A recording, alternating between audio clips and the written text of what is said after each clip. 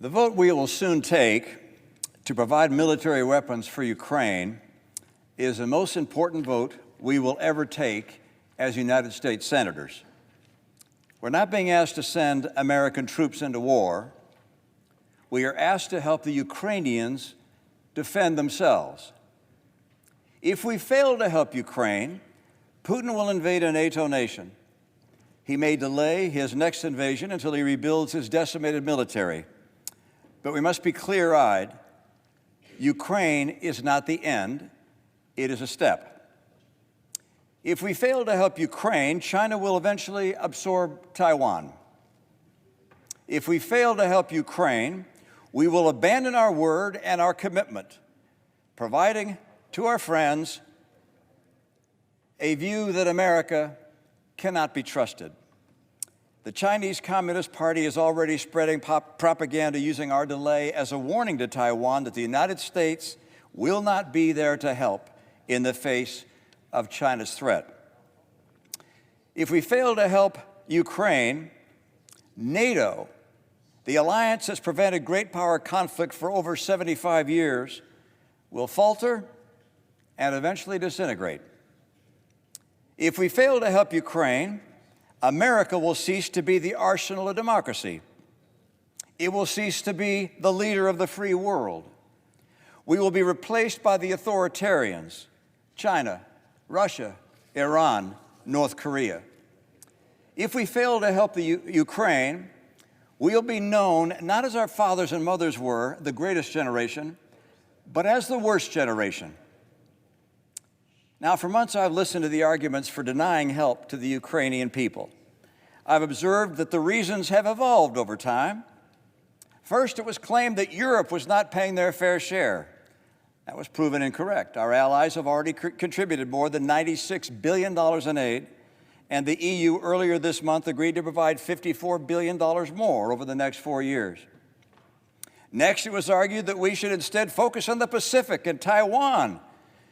But Taiwan and Japan and South Korea tell us that the single best thing we can do to dissuade China's aggression is to support Ukraine. Next, we were told that we couldn't afford $60 billion for Ukraine-related funding. But somehow we can afford an $850 billion annual defense budget and annual trillion-dollar deficits, which has happened under both former President Trump and President Biden. Next, it was claimed that we would have insufficient weapons to defend America and Israel if we send more weapons to Ukraine. But the Department of Defense has explained that helping Ukraine will actually strengthen our national security by helping to rebuild our depleted military-industrial base. The latest excuse for denying aid to Ukraine is that this bill is a clever disguise to set up an impeachment of Donald Trump at some point in the future.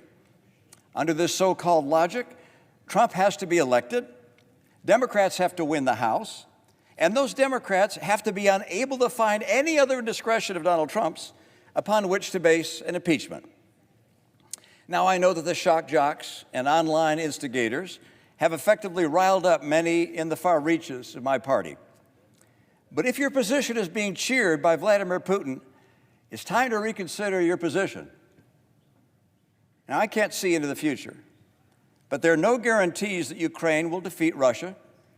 But that does not mean that we should stand back and let Putin have his way with Europe.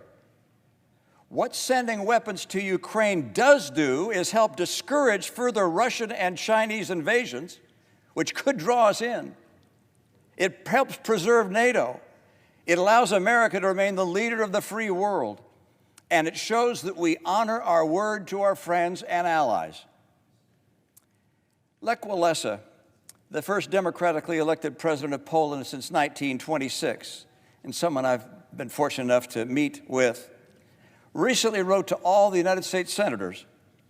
He said this, quote, "You're obliged to assure a peaceful future for your children. Our grandchildren will never forgive us if we fail to stop Russia now.